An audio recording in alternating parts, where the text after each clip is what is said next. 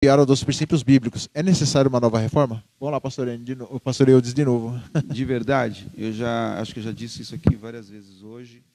É necessário, não talvez uma nova reforma. Como disse o pastor Enio aqui, a reforma é uma sequência. Ela talvez tenha que ser remodelada e ela precisa continuar. Nós precisamos continuar a combater os reinos pessoais. Nós precisamos continuar a combater aquilo que fere a palavra de Deus. Precisamos ser encorajados, precisamos nos posicionar como igreja. Todos os dias nós temos que levantar um combate. Todos os dias precisa lembrar as pessoas que já tem um desenho estabelecido pelo Senhor. Ninguém precisa inventar uma nova igreja, ninguém precisa inventar uma nova palavra. A palavra de Deus, na sua essência, combate o pecado e estabelece o amor.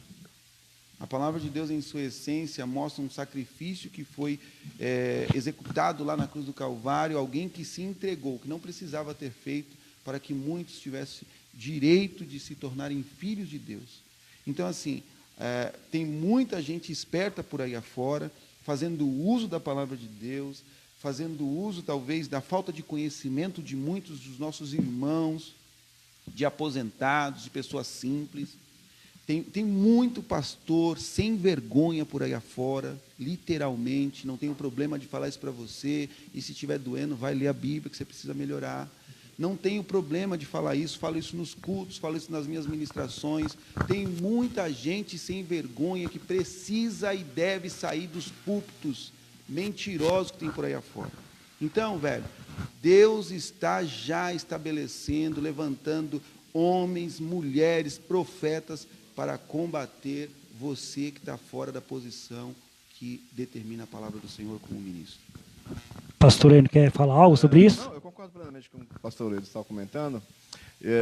Eu só queria colocar um adendo no seguinte: eu acho que a pergunta é: precisa de uma nova reforma? Eu acho que a gente não precisa de uma nova reforma. Nós precisamos voltar aos princípios da reforma. Se nós voltarmos, se a igreja voltar aos princípios da reforma, esses princípios foram dados por Deus, pelo próprio Espírito Santo, para a igreja. Então, se a gente voltar aos princípios da reforma, entendeu? Nós vamos estar no caminho correto, entendeu? Então, concordo plenamente. Eu acho que não é uma nova reforma, não é reformar, entendeu? É voltar aos princípios que a reforma já foi estabelecida. E essa reforma foi dada por quem? Nós já discutimos que foi pelo próprio Deus? Os princípios foram pelo próprio Deus. Eu acho que, se nós voltarmos aos princípios da reforma que foi estabelecida, eu acho que a gente tem um caminho de luz para a igreja hoje. Esse tema é doído, hein? E se a gente ficar nesse pensamento de que se precisa de uma nova reforma, a gente vai cair naquilo que nós já falamos aqui do pastor lá aqui, que é a atualização, falando sobre a atualização da da Escritura. Sim, eu ouvindo o pastor Enio falando aqui, me vem à memória algo. Quando nós tratamos esse tema, ele é tão complexo que leva a nossa mente para lugares que é até perigoso. Então, assim, falar que nós precisamos de uma nova reforma, porque nós não precisamos mais destravar uma igreja católica. Já foi destravada. Né? Qual foi o alvo dessa reforma? Conduzir o coração e o olhar das pessoas para a palavra, para o desenho, para a origem. Então, assim, hoje o que nós precisamos? Colocar aquilo, o olhar, né, que o Senhor inspirou o coração dos reformadores. É só a palavra, é só a graça, é só Cristo, é voltar para o desenho original. Já foi arquitetado, o engenheiro já fez tudo certinho, nós só somos aqueles que vai contribuir para levantar as paredes ou para levantar o reino, colocar em prática aquilo que já foi dito. E de boa, velho.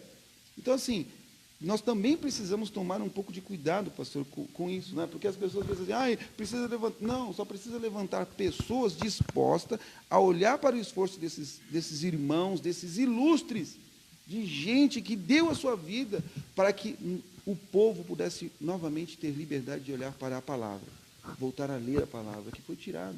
Porque o inferno sabe, se tira a palavra do povo, a falta de conhecimento leva à destruição. E quem ganhou foi o Vitor Hugo? Quem ganhou foi o Vitor Hugo.